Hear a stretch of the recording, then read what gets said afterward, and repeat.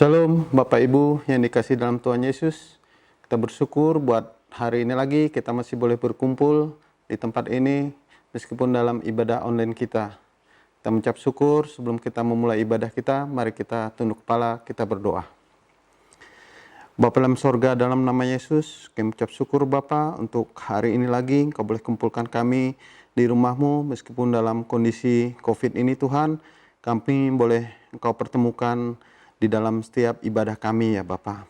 Terima kasih Bapa buat sepanjang minggu yang sudah kami lewati. Kami mengucap syukur itu juga berkat campur tangan Tuhan, anugerah Tuhan atas kehidupan kami. Bila setiap pujian penyembahan juga yang boleh kami naikkan pada hari ini, boleh menyenangkan hati Tuhan. Bahkan pesan yang boleh disampaikan oleh hamba-Mu nanti, boleh kami terima dan kami boleh terapkan dalam setiap kehidupan kami sepanjang hari. Terima kasih Bapak, terima kasih untuk setiap pujian penyembahan yang boleh kami naikkan kepadamu pada hari ini. Bila kiranya Engkau boleh layak menerimanya. Terpuji nama Bapa, kami mau mulai ibadah kami pada hari ini.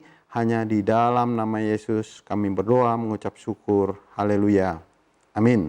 Selamat beribadah, Tuhan Yesus memberkati. Shalom jemaat yang dikasihi Tuhan. Kita percaya roh Tuhan menyertai kita semua. Yang percaya katakan amin. Amin.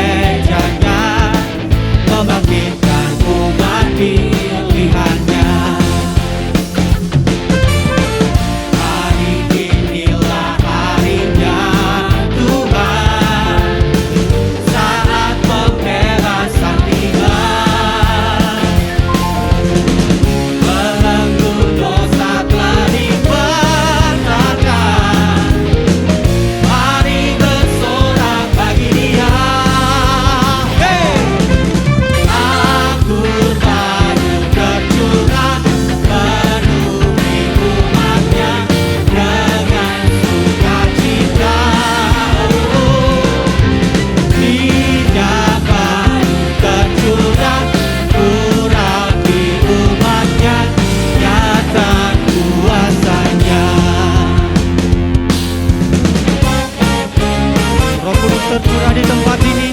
Haleluya.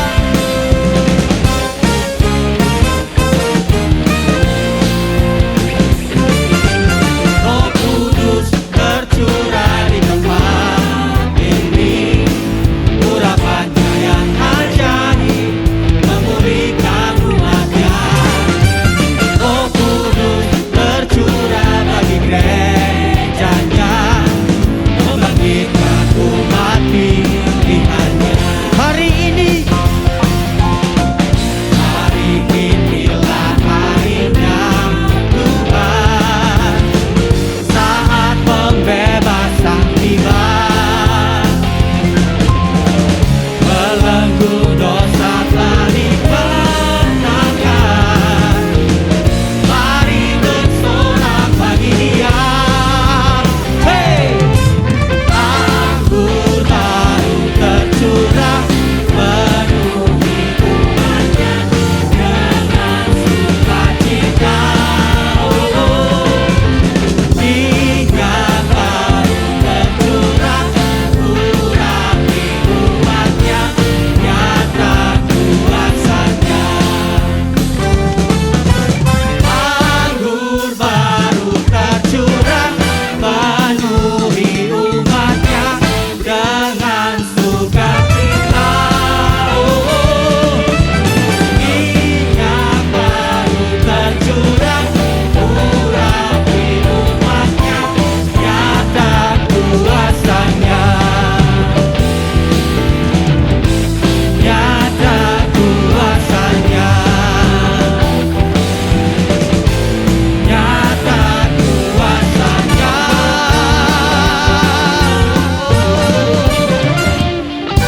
Haleluya. Berikan tepuk yang terbaik buat Tuhan kita.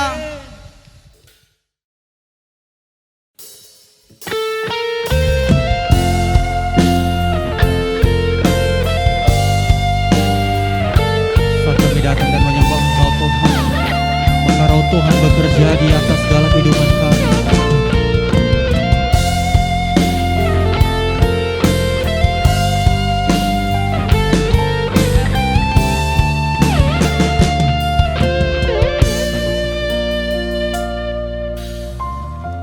Saat ku menyembahmu,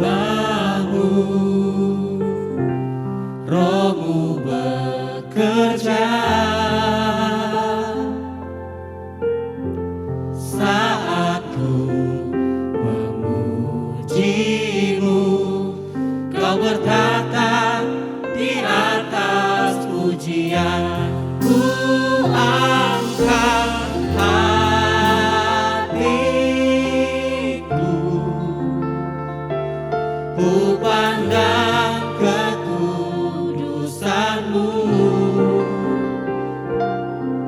Satu sembah, ku puji-Mu, ku rasakan kehadiran-Mu Tuhan. Satu sembah dan saat kami puji Engkau Tuhan, kami merasakan indahnya Tuhan.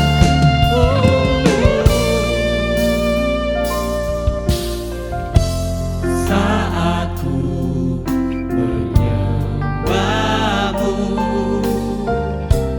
Roh-Mu bekerja. Saat ku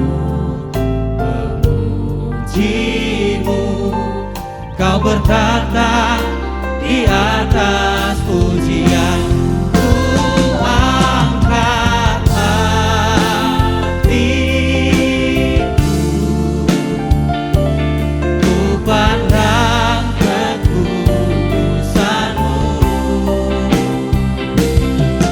Satu sembah, ku puji-Mu, ku rasakan kehadiran-Mu Tuhan.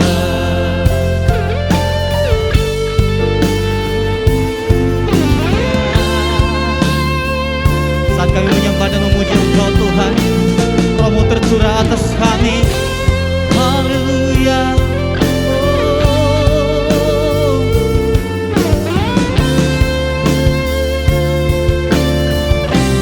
Ku angkat hatiku, ku pandang kekudusan-Mu. Satu sembah,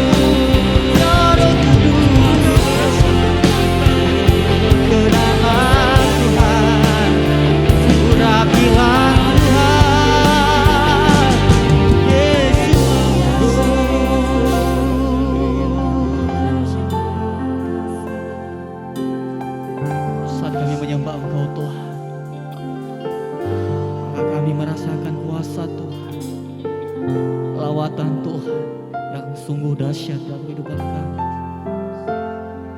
Mari Engkau curahkan kuasa-Mu Tuhan di tempat ini. Haleluya. Curahkanlah kuasa-Mu Tuhan, mujizat terjadi di tempat ini. Curahkanlah kuasa-Mu Tuhan, mujizat terjadi sekarang ini. Curahkanlah kuasa-Mu Tuhan, mujizat terjadi di tempat ini. Curahkanlah kuasa-Mu Tuhan, mujizat terjadi sekarang ini. Curahkanlah, curahkanlah kuasa-Mu Tuhan, mujizat terjadi di tempat ini. Curahkanlah kuasa-Mu Tuhan, mujizat terjadi sekarang ini. Curahkanlah kuasa-Mu Tuhan, mujizat terjadi di tempat ini. Curahkanlah kuasa-Mu Tuhan, mujizat terjadi sekarang ini. Mujizat terjadi sekarang ini. Mujizat terjadi sekarang ini. Haleluya. Makasih Tuhan.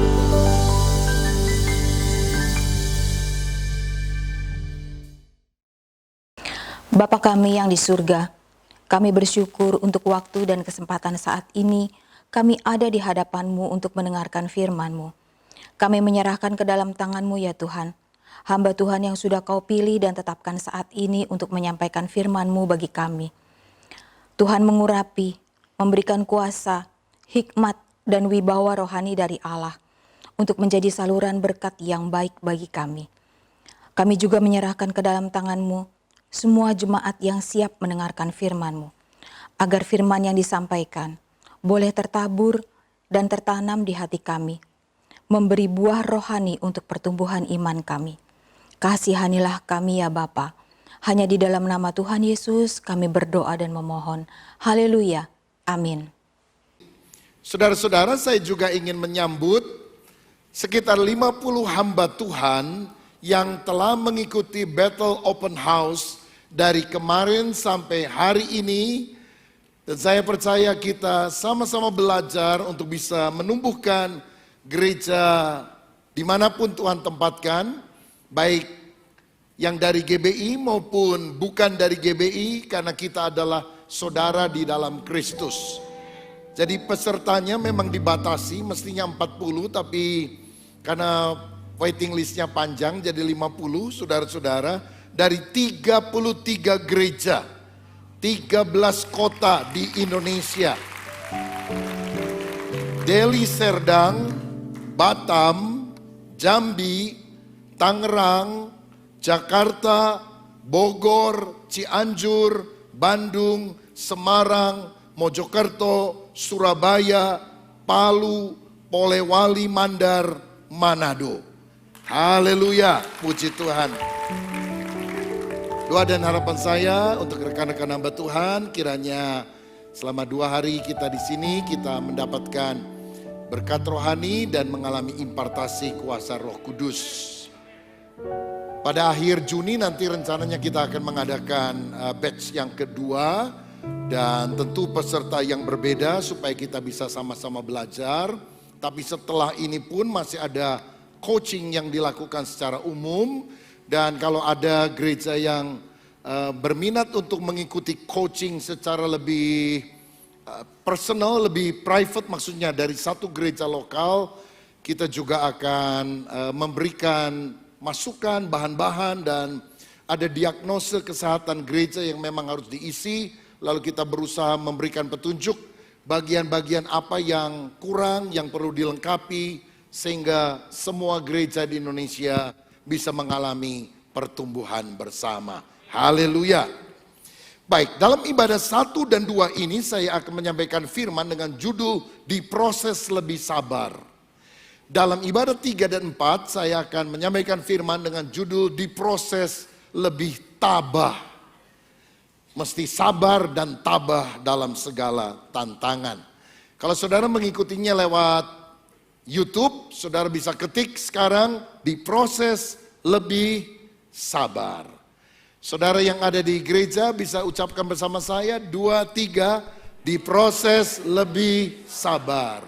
Saya mau diproses lebih sabar. 2, 3, saya mau diproses lebih sabar.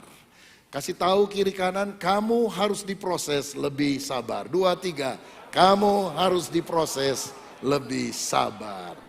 Mari kita baca Kolose pasal 3 ayat 12 sampai ayat 13 yang berbunyi demikian. Karena itu sebagai orang-orang pilihan Allah yang dikuduskan dan dikasihinya, kenakanlah belas kasihan, kemurahan, kerendahan hati, kelemah lembutan, dan kesabaran.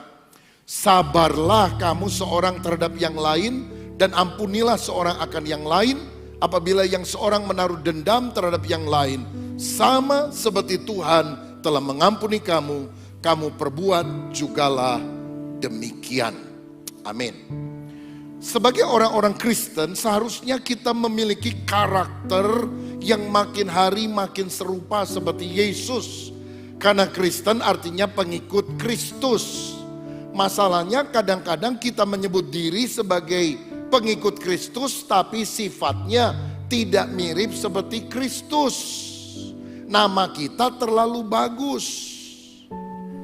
Ada orang pergi ke restoran, disodori menu, dia baca, dia tertarik kepada salah satu menu, es samudra hitam. Wah, keren namanya. Begitu dia pesan, yang datang saudara tahu apa? Es cincau, saudara-saudara. Es samudra hitam. Kondisinya tidak seperti namanya. Saya dulu waktu masih di Tasik, kadang kalau pelayanan ke Jakarta naik bus. Saya pernah naik bus, mereknya Bahagia. 2 kali mogok saudara. Dan akhirnya saya harus pindah ke bus yang lain. Saya tunggu di pinggir jalan, ada bus melintas, mereknya Harum. Begitu saya masuk, baunya minta ampun. Nah kadang kita menyebut diri Kristen, tetapi sifat kita tidak berkenan kepada Tuhan. Mestinya kita lemah lembut, mestinya kita rendah hati, mestinya kita sabar, mestinya kita mengasihi. Tapi seringkali kita sombong, kasar, iri hati, cemburu. Dan ini yang perlu diproses oleh Tuhan dalam hidup kita.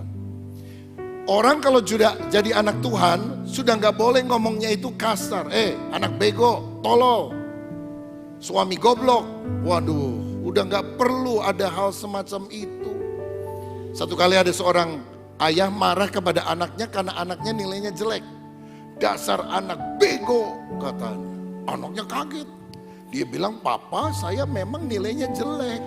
Tapi papa kan majelis gereja, masa ngomong bego? Kata-kata kasar. Papanya kaget juga. Anaknya menyindir dia. Dia putar otak, dia bilang, nak, bego itu bukan kata-kata kasar. Bego itu kata-kata motivasi. B-E-G-O, bangkitlah engkau. Gunakan otakmu, katanya. Ini bapak pinter aja ngeles saudara sekalian. Tapi mestinya kan kata-kata yang mendorong, memotivasi yang muncul di dalam perkataan kita. Ada loh keluarga yang ribut terus. Karena apa? Suaminya cemburuan banget. Masa istrinya ngobrol sama tukang sayur di depan rumah aja curiga? Ngapain lu ngomong-ngomong sama dia lama-lama lagi? Loh, saya kan lagi nawar, Pak. Ah, bohong. Jangan-jangan ada maksud tersembunyi. Loh, tersembunyi apa? Sampai kalau istrinya itu naik delman, ditanyain sama suaminya, tadi kudanya laki atau perempuan? Lah kan sakit jiwa kalau model gini, saudara sekalian. Wah, sifat-sifat kadang-kadang walaupun kita udah namanya orang Kristen, masih tidak berkenan kepada Tuhan. Curigaan. Seorang suami jam 2 subuh bangun karena dia dengar HP istrinya bunyi. Tidit, tidit.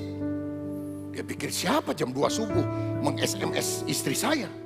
Sambil ngantuk-ngantuk, dia cari handphone istrinya. Dia lihat, dia kaget karena ada tulisan beautiful. Wih, istri saya ada yang goda jam 2 subuh. Kurang ajar nih. Langsung dia bangunkan istrinya. Bangun, bangun, ayo ngaku. Siapa yang kasih tulisan beautiful? Istrinya juga bingung. Gosok-gosok mata, ngantuk berat. Dia baca. Dia pukul pundak suaminya. Jangan gampang nuduh ya. Baca yang bener. Ini bukan beautiful, butterful. Rupanya dia punya aplikasi, saudara sekalian. Jadi kalau sudah full bunyi supaya bisa dicabut itu kabelnya.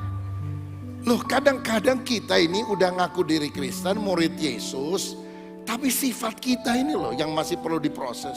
Karakter kita yang masih harus dibentuk oleh Tuhan.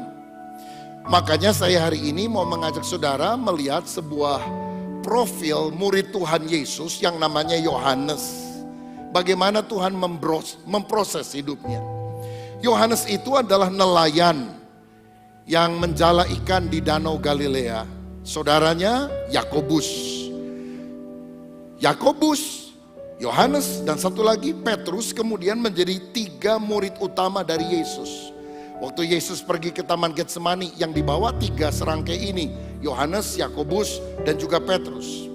Yohanes inilah penulis Injil Yohanes, surat 1, 2, 3 Yohanes dan juga Wahyu. Saudara-saudara, dia disebut sebagai murid yang kekasih. Dia adalah satu-satunya murid yang berani bersandar di dada Yesus. Kenapa dia disebut sebagai murid yang terkasih? Apakah karena karakternya paling bagus? Apakah karena sifatnya paling mirip seperti Yesus? Kalau kita lihat dalam Alkitab, ternyata walaupun dia murid Yesus, karakternya itu tidak baik, saudara. Yang pertama, saya melihat Yohanes itu orang yang egois. Orang yang mementingkan dirinya sendiri. Matius 20 ayat 20 dan 21 berkata, maka datanglah ibu anak-anak Zebedeus serta anak-anaknya itu kepada Yesus. Lalu sujud menyembahnya untuk meminta sesuatu kepadanya. Kata Yesus, apa yang kau kehendaki? Jawabnya, berilah perintah supaya kedua anakku ini boleh duduk kelak di dalam kerajaanmu. Yang seorang di sebelah kananmu dan yang seorang lagi di sebelah kirimu.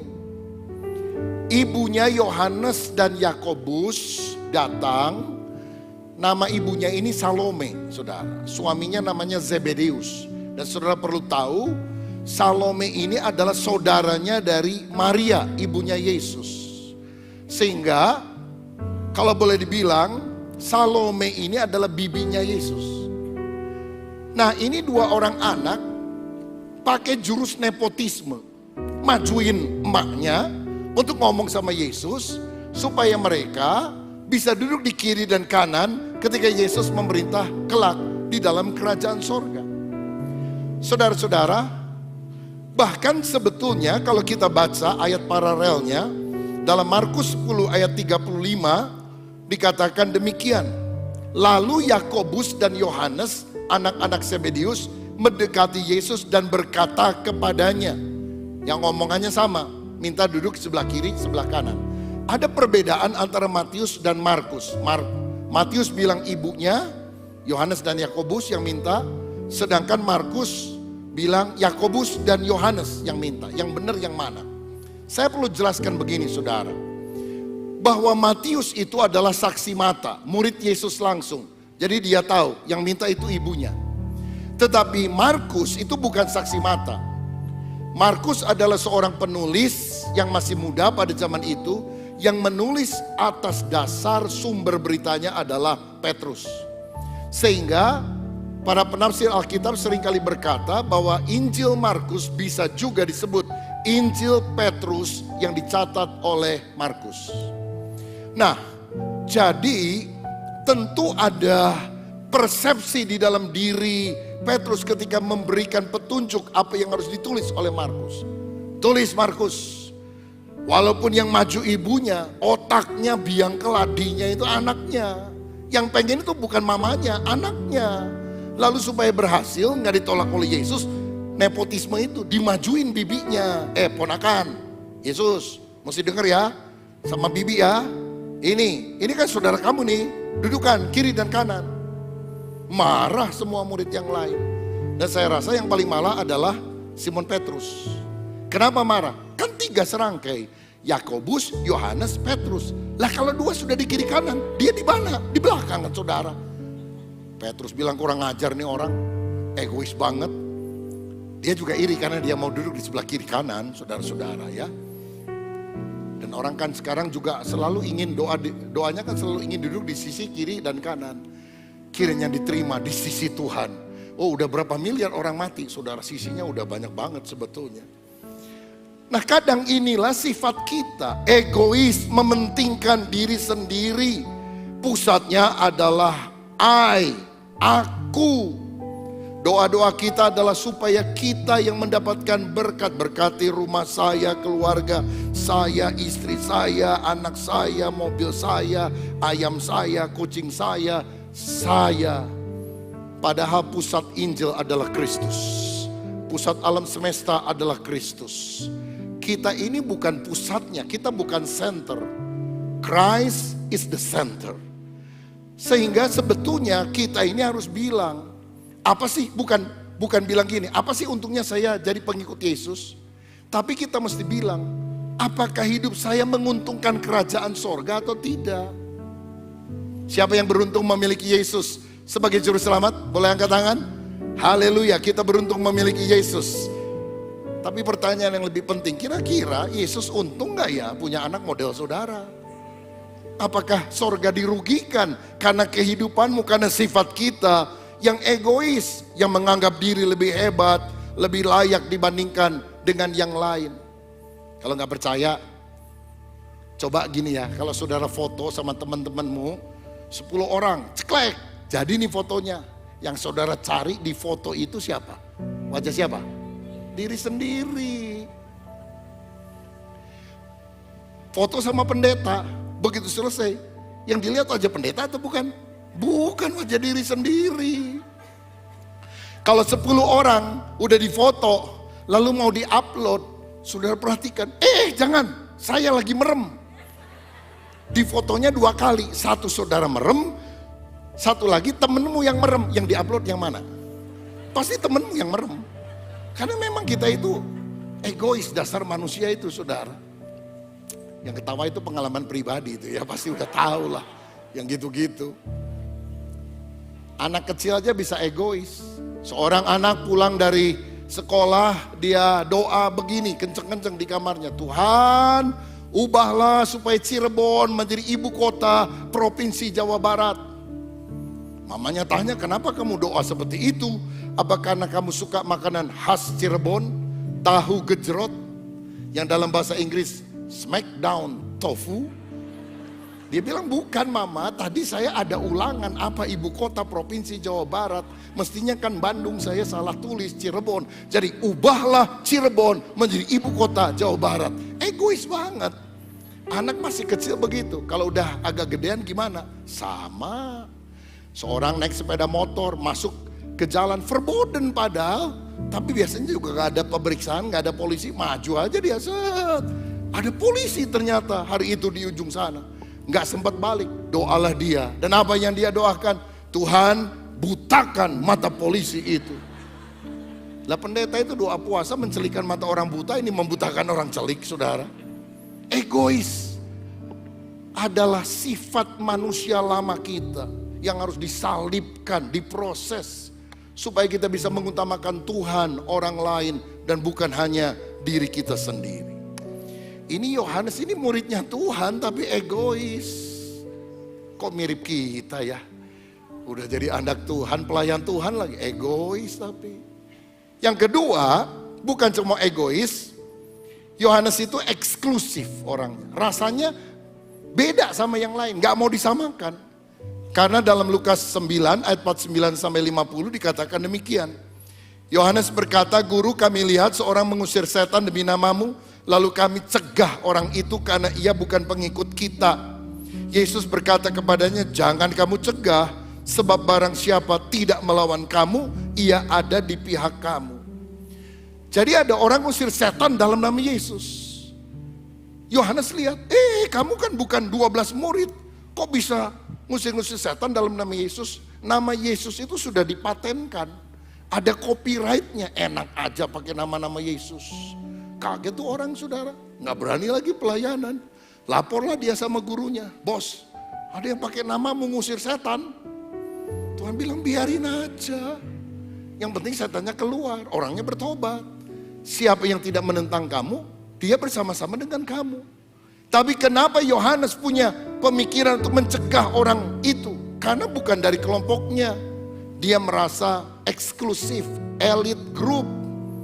Kepada jemaat Korintus, Paulus pernah menegur mereka. Karena terpecah-pecah, terkotak-kotak. Ada geng-gengan, ada klub-kluban, saudara. Oh, saya kelompok Apolos, saya kelompok Paulus, saya kelompok Kefas.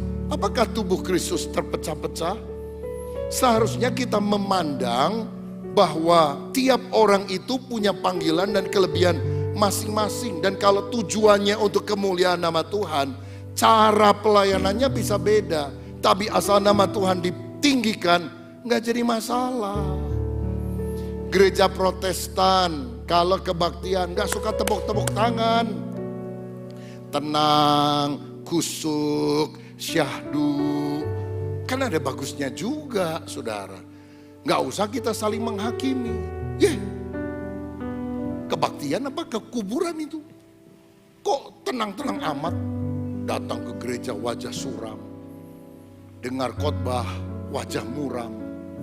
Pulang kebaktian tampang seram. Lalu kita juga dikatain sama mereka. Itu orang Pentakosta. Kalau nyanyi pakai tepuk-tepuk tangan, itu Roh Kudus seperti burung merpati, ditepokin terbang dia. Loh saudara, mestinya kita itu saling menguatkan satu dengan yang lain. Saudara bisa punya beberapa orang anak. Kalau saudara bawa makanan dari luar, ada yang ekspresif, "Hore, dapat nasi goreng." Yang lain, "Oh terima kasih Mi ya, nanti saya makan." Apa saudara bilang, "Wah ini yang antusias ini berkatnya lebih hebat." Tiap orang kan punya pembawaan yang lain-lain. Dan bapak atau ibu mesti sayang sama semua anaknya kan. Walaupun mungkin ekspresinya berbeda-beda. Mari kita tidak pernah merasa diri paling eksklusif. Gereja saya paling hebat, pengajaran saya paling benar. Yang lain salah semua, saya dengar langsung dari Tuhan. Tuhan tidak pernah menyatakan seluruh kebenarannya kepada salah satu aliran. Tetapi menyatakan kebenarannya kepada tubuh Kristus yang berbeda-beda. Supaya kita semua menjadi satu. Yang ketiga, Yohanes ini bukan hanya egois, eksklusif, ada yang lain. Emosional, saudara. Lihat Lukas 9 ayat 54-56. Dikatakan demikian. Ya. Lukas 9 ayat 54 sampai 56. Kemudian dua muridnya, yaitu Yakobus dan Yohanes melihat hal itu. Mereka berkata, "Tuhan, apakah engkau mau supaya kami menyuruh api turun dari langit untuk membinasakan mereka?" Akan tetapi ia berpaling dan menegur mereka. Jadi mereka itu lagi jalan, saudara, menuju Yerusalem, mampir ke Samaria. Orang Samaria senang menyambut Yesus dan murid-muridnya. Karena orang Samaria kan pernah bertobat gara-gara mendengar kesaksian wanita Samaria di perigi Yakub itu. Yesus datang lagi, seneng dong. Tapi ketika mereka tanya, mau kemana? Oh, kami cuma mampir aja sebentar, kami mau ke Yerusalem. Mereka nggak suka, karena orang Samaria itu musuhan sama orang Yahudi yang ada di Yerusalem. Kalau kamu mau ke sini aja, terus pulang ke Galilea, nggak usah ke Yerusalem. Itu kan yang suka jelek-jelekin kita. Kalau kamu mau ke sana, udah kami tolak. Marah Yohanes sama Yakobus, dan dia minta izin. Guru, apa kami minta api turun dari sorga membakar kota ini? Wih, Rasul kasih, murid Yesus bisa kejam gitu saudara. Samaria, lautan api. Itu yang mereka harapkan. Mungkin mereka terinspirasi oleh kisah Bandung, lautan api. Walaupun Bandungnya belakangan saudara. Yesus menegur mereka. Kata menegur yang dipakai di dalam bahasa aslinya, itu kata yang sama ketika Yesus menegur orang yang kerasukan setan. Menegur setan dari seseorang. Ditegur seperti dia mengusir setan. Karena apa? Ada spirit yang berbeda, yang aku gak suka. Muridnya Yesus gak seperti itu. Tapi mereka adalah orang yang emosional, gampang marah. Makanya di dalam Markus 3 ayat 17, Yesus pernah menggelari Yakobus dan Yohanes ini sebagai Boanerges. Artinya anak guru. Tahu guru? Petir, halilintar, geledek. Istri cerewet, duar. Suami pelit, duar. Anak malas, duar. Di rumah itu tiap hari perang petir, duar. Duar, Gundala, putra petir. Begitu saudara. Kenapa? Karena itu emosional, sumbu pendek. Kira-kira ada nggak orang Kristen murid Yesus temperamental seperti ini? Tidak punya kasih, mudah marah, nggak sabar. Kita harus sadar itu sifat yang merugikan, yang Tuhan tidak suka dalam hidup kita. Satu kali ada seorang bos besar ingin melakukan inspeksi mendadak karena dia punya beberapa pabrik, beberapa kantor. Jadi dia kunjungi satu tempat, dia turun di pintu gerbang dari mobilnya, dia pakai topi, dia jalan pelan-pelan lewat bagian belakang dari kantornya, lalu dia ngintip saudara di kaca. Ternyata orang-orangnya rajin, lagi ngetik di komputer dan sebagainya. Wah, dia pikir, bagus nih anak buah saya, walaupun saya jarang kontrol tapi mereka bekerja rajin. Begitu dia lewat pintu depan mau masuk, dia lihat ada satu orang duduk di depan sambil ngerokok santai-santai di jam kerja. Marah dia. Kamu orang lain kerja males-malesan kamu. Gaji kamu berapa? Pak, maaf, gaji kamu berapa? Ya penghasilan saya mungkin 3 jutaan lah sebulan. Oke. Dia keluarkan dari tasnya, nih 9 juta, gaji kamu 3 bulan, bawa pulang, ku pecat kau. Aku gak mau punya pegawai malas kayak kamu. Oh iya, maaf Pak, maaf. Lari tuh orang. Masuklah dia ke dalam kantor. Dia bilang, Anda jangan malas ya, aku bisa pecat seperti yang di depan itu. Saya mau tanya, dia dari divisi mana? Kok dia bisa ngerokok di depan santai? Semua diem. Tiba-tiba ada yang bilang, maaf bos, dia bukan pegawai sini, dia tukang es cendol. Tadi ada yang beli tuh, gelasnya belum dipulangin, jadi dia nunggu. Hah, tukang es cendol, 9 juta amblas saudara sekalian. Karena apa? Karena gak sabar. Karena itu mari kita belajar jadi orang yang tidak gampang emosional. Harus tahu duduk persoalannya dulu. Jangan kemudian kita marah-marah, ngamuk-ngamuk. Seorang anak pulang dari sekolah pas waktu pembagian rapot. Mana rapot kamu? Langsung bapaknya ambil. Begitu dilihat merah semuanya. Waduh, marah dia. Anak kurang ajar, gak tahu diri. Dari kecil udah digedein, dari gede gak bisa dikecilin lagi. Bikin malu. Pak sabar, saya bisa jelaskan. Gak perlu dijelaskan, Papa udah lihat sendiri. Hitam di atas putih, apalagi ini merah di atas putih, apalagi alasan kamu. Pak sabar, itu bukan rapot saya. Rapot saya yang ini dia keluarkan. Dan begitu dilihat 9, 8, 9, 8 biru semua. Nama dilihat, nama anaknya. Oh ternyata bagus ya.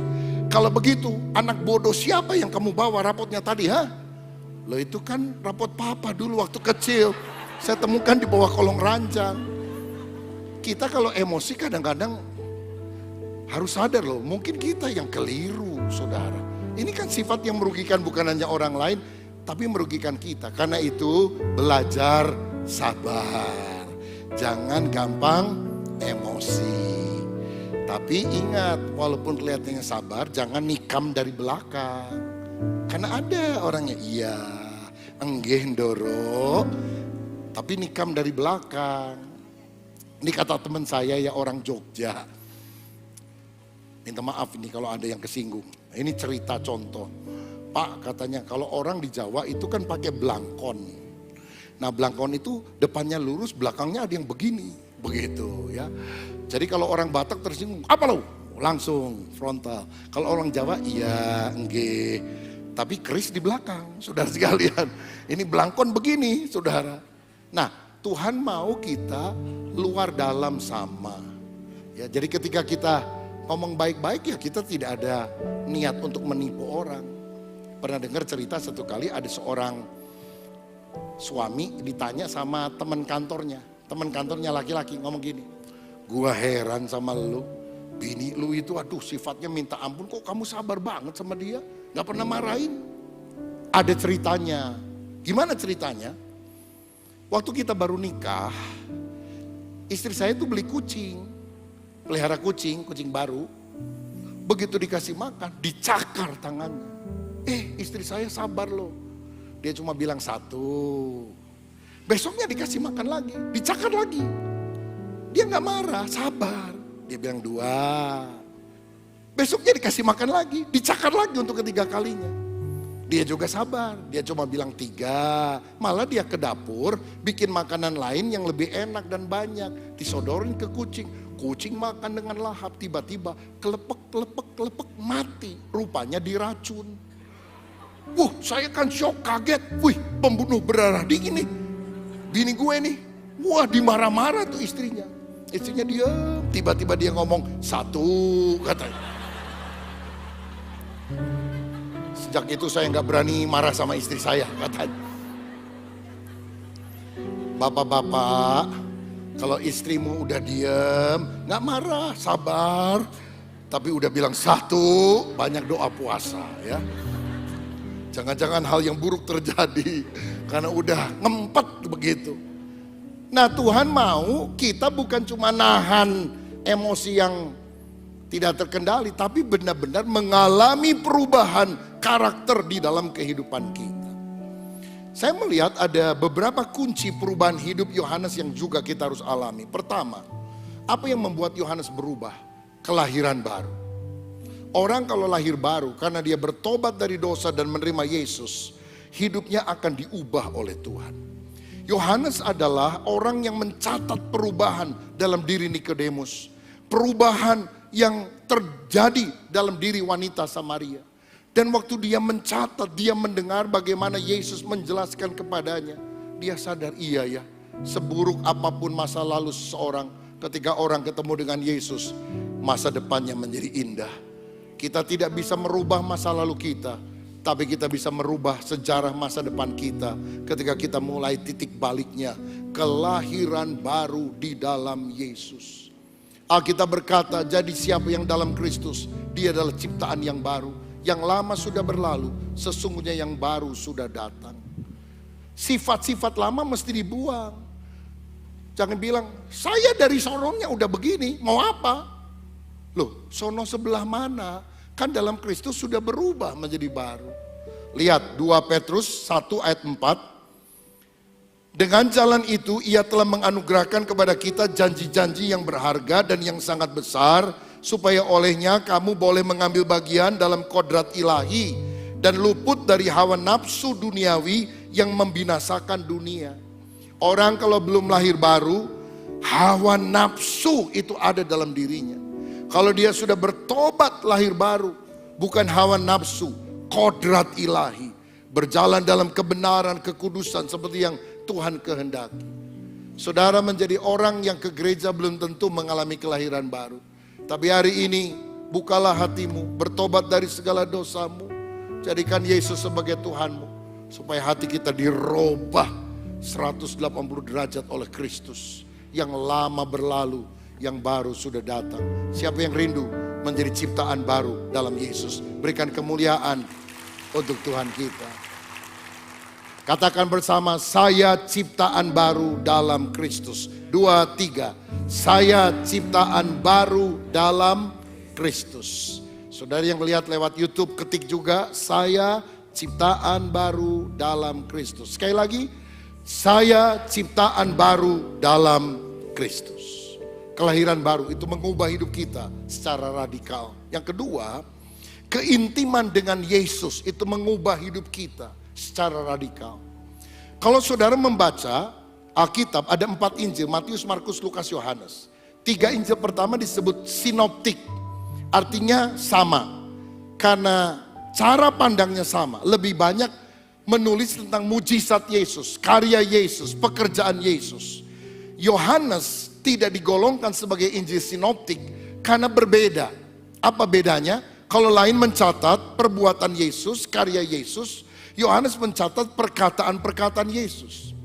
Pembicaraan Yesus dengan wanita Samaria, pembicaraan Yesus dengan Nikodemus, itu hanya Injil Yohanes yang mencatat.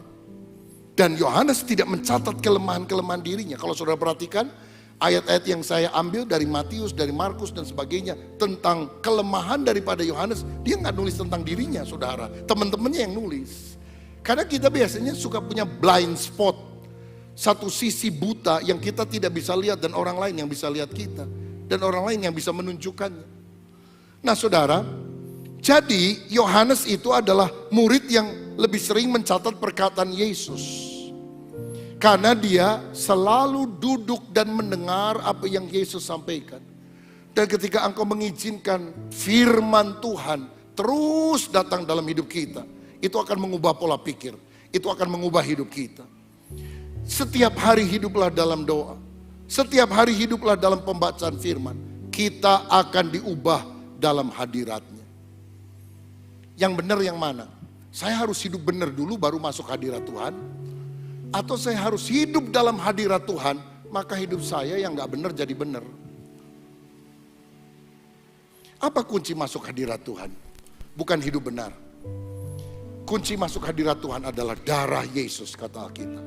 Darah Yesus yang melayakkan kita untuk masuk di dalam hadirat Allah. Karena itu kalau kita berdosa, minta darahnya menyucikan kita.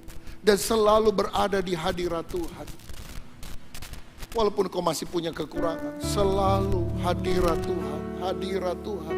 Ia membersihkan, firman menyucikan, firman menguduskan. Setiap hari saya ada program doa pagi di YouTube GBI Battle. Jam 5 sampai setengah 6, cuma 30 menit saudara. Ada pujian, ada firman Tuhan. Saya bahas Injil Yohanes. Ya, setiap ayat eksposisi, menggali, karena ayat firman itu ternyata punya kedalaman. Ada banyak mutiara yang berharga. Ini sudah sebulan lebih, baru Yohanes pasal 2 saudara. Karena apa? Itu firman ketika digali luar biasa. Dan firman mengubah hidup kita menjadi baru. Saya dorong saudara untuk tiap pagi jam 5. Saudara buka klik YouTube GBI Battle sampai setengah 6. Kecuali hari Sabtu mulainya jam 6. Hari Senin sampai Jumat jam 5 saudara. Doa, firman, pujian, penyembahan itu bisa mengubah kita di dalam hadiratnya. Dan doa membuat kita bisa mengalami pembentukan karakter dalam kehidupan ini menjadi lebih lembut. Alkitab berkata, buah roh adalah kasih, sukacita, damai sejahtera, dan selanjutnya. Apa itu kasih, sukacita, damai sejahtera? Karakter yang baik bukan? Dan bagaimana ini dihasilkan? Merupakan buah roh. Ketika kita hidup dekat dengan Roh Kudus, karakter kita disucikan, dibersihkan oleh Tuhan. Kalau saudara bawaannya hari-hari ini berantem aja, ribut aja. Bahkan mungkin sebelum kebaktian ini, saudara tadi di mobil berantem. Atau di rumah saudara berantem. Begitu mau masuk gereja berantem. Begitu mau naik eskalator, saya bilang gencatan senjata. Nanti setelah kebaktian kita lanjutkan lagi. Saudara-saudara, kalau engkau mengalami itu hari-hari ini, itu cirinya apa? Saudara nggak dekat sama Tuhan. Sebab waktu engkau doa nyembah, istri haleluya, ku menyembahmu, haleluya. Makanya nyembah Tuhan, setel kaset lagu rohani. Itu atmosfernya berubah. Kasih pasti lemah lembut, kasih pasti memaafkan. Back soundnya itu saudara lagi rame, kan gak cocok saudara sekalian.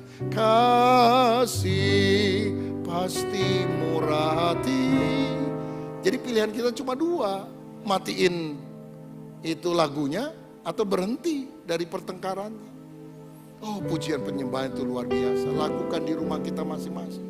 Tapi saya punya masalah berat, Pak. Justru nyanyi, memuji, menyembah Tuhan. Masalahku parah, Pak. Nyanyi lebih keras. Karena saudara akan sadar waktu kau nyanyi, suaramu lebih parah dari masalahmu. Jadi ada sedikit penghiburan, saudara-saudara. Kita ini akan diubah di dalam hadirat Tuhan. Ada seorang bapak, hidup sederhana, kadang-kadang telat, kasih uang belanja sama istri, uang sekolah kepada anak, sampai anaknya kesel. Dia bilang, papa itu rajin ke gereja, suka doa, dapat apa sih dari Tuhan? Doa itu dapat apa? Bapaknya bilang, nak, kalau papa doa bukan untuk mendapat apa-apa. Justru kalau papa doa, bapak banyak kehilangan. Kehilangan apa, Pak? Kekhawatiran bapak menjadi hilang. Kekecewaan bapak menjadi hilang.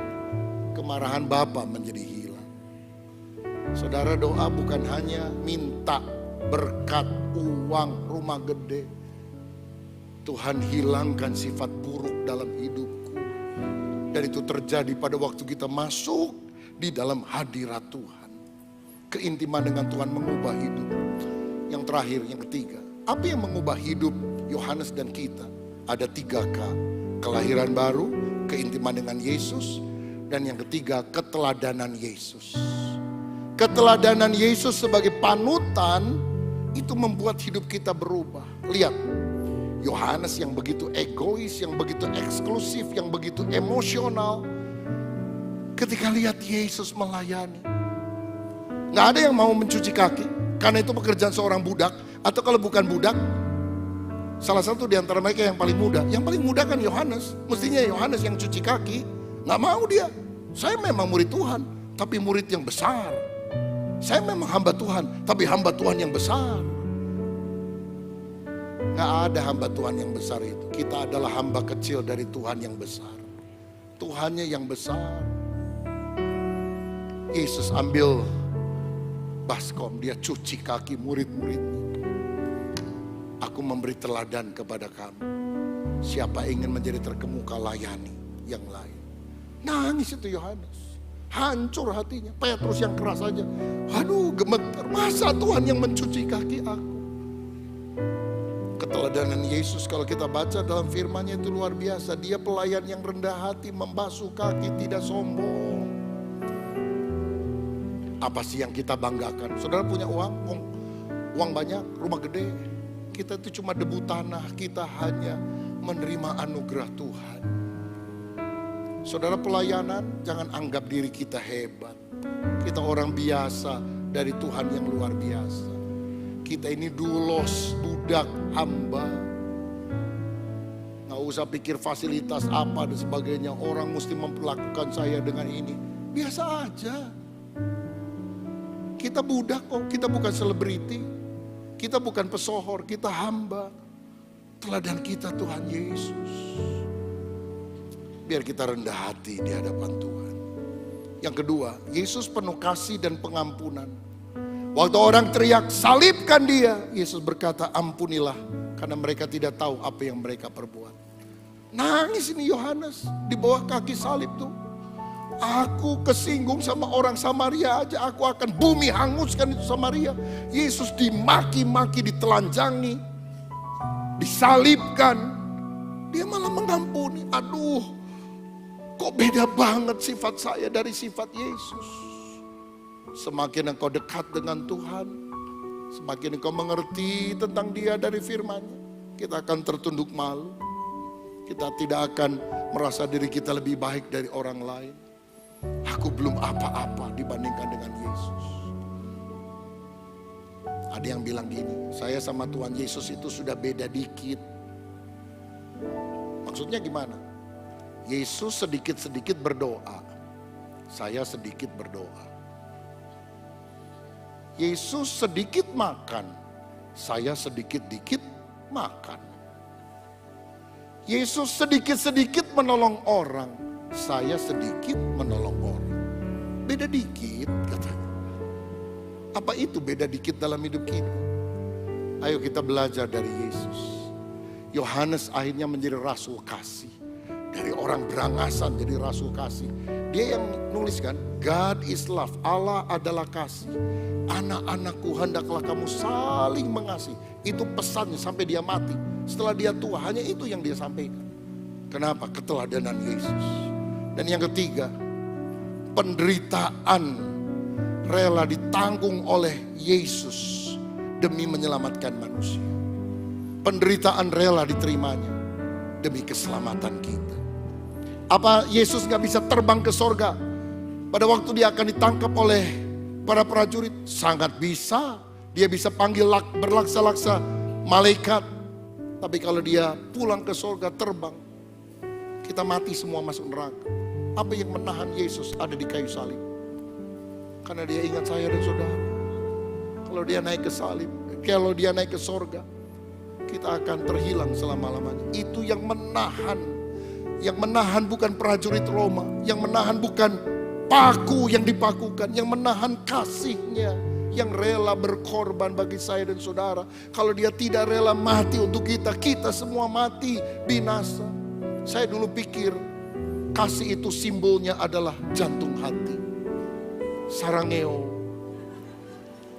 Sekarang saya sadar simbol kasih adalah cross, salib. Karena kasih bukan cuma feeling, perasaan, aku cinta padamu. Tapi kerelaan berkorban bahkan mati bagi orang yang kita cintai. Dan ketika Yohanes melihat itu, hidupnya berubah. Makanya waktu dia dibuang di Pulau Patmos, dia gak komplain. Jadi tahanan, memecahkan batu-batu karang. Dia gak komplain. Karena apa? Dia lihat Yesus gurunya. Begitu sabar, begitu kasih, rela menderita bagi orang lain. Dan dia sadar, no cross, no crown. Tidak ada salib, tidak ada mahkota. Hari ini siapa di antara kita yang berkata, Tuhan aku banyak kesalahan, kelemahan, sikap yang tidak baik. Kalau boleh saya anjurkan saudara hari ini, jangan doa minta mujizat, kesembuhan, berkat. Berdoa minta karakter yang buruk dalam hati kita, dalam pikiran kita, di dalam sikap kita dicabut oleh Tuhan. Sehingga kita makin hari makin berkenan kepada Dia. Diproses menjadi lebih sabar, diproses menjadi lebih mudah mengampuni, diproses hidup di dalam kasih. Tuhan Yesus memberkati kita semua. Amin.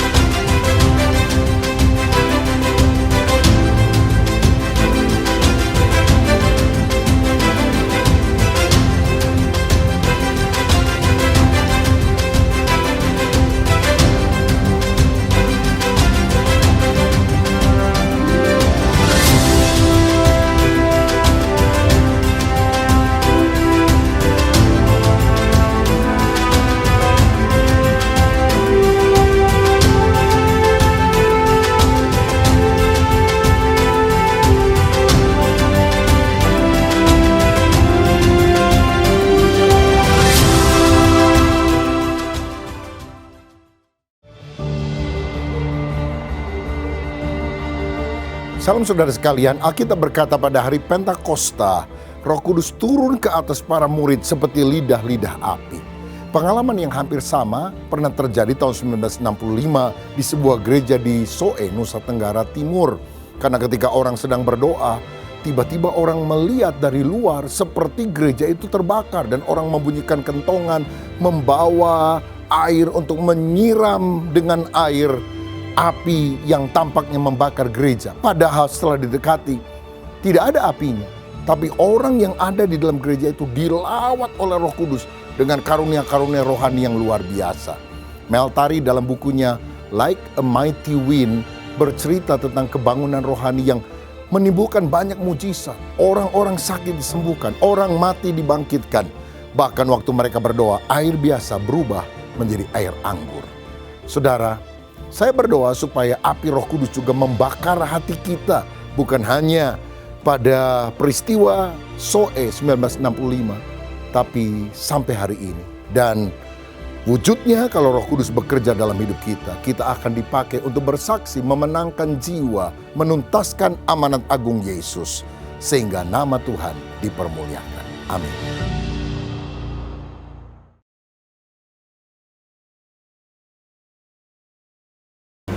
Saya percaya kita semua dilawat melalui pujian dan penyembahan serta firman Tuhan yang sungguh memberkati pada hari ini. Sebelum kita mengakhiri ibadah ini, mari kita berdoa. Bapa yang di surga, kami sangat mengucap syukur Tuhan atas kebaikan Tuhan, atas kemurahan Tuhan dalam hidup kami, yang masih memberikan kami kesempatan untuk mendengarkan firman Tuhan. Tuhan, terima kasih atas firman Tuhan yang sungguh sangat memberkati hari ini, yang memberikan kami kekuatan Tuhan. Kau juga Tuhan memberkati hamba-Mu yang menyampaikan firman ini Tuhan, biar Engkau menambahkan berkat dalam hidupnya, sehingga ia semakin dipakai lagi di ladang-Mu. Bapa yang di surga, kami juga berdoa Tuhan untuk pelayan mengambil bagian pada hari ini, biar Engkau memberkati mereka pribadi lepas pribadi. Bapa yang di surga, kami juga berdoa untuk gembala sidang di tempat ini, tim gembala Tuhan, pengurus Tuhan, Engkau memberkati mereka, biarlah visi misi mereka hanya tertuju pada Engkau. Begitu pula Tuhan dengan bangsa dan negara kami ini, kami serahkan ke dalam tangan Tuhan. Karena kami akan dan percaya mukjizat Tuhan tidak pernah berakhir dan belum berakhir. Bapa yang di surga, kami juga berdoa untuk setiap jemaat Tuhan yang hadir pada ibadah online hari ini. Biarlah Engkau memberkati Tuhan, biarlah Engkau yang menjadi jawaban dalam setiap doa-doa mereka. Terima kasih Tuhan Yesus. Hingga pada saat ini Tuhan, kami rindu untuk menerima berkat-Mu. Saudara, angkat tanganmu, angkat hatimu, dan terimalah berkat Tuhan. Biar berkat daripada Allah Bapa, kasih daripada Tuhan Yesus Kristus, persekutuan dan penghiburan dari Roh yang Kudus, biar itu tinggal di dalam hidup saudara dan saya.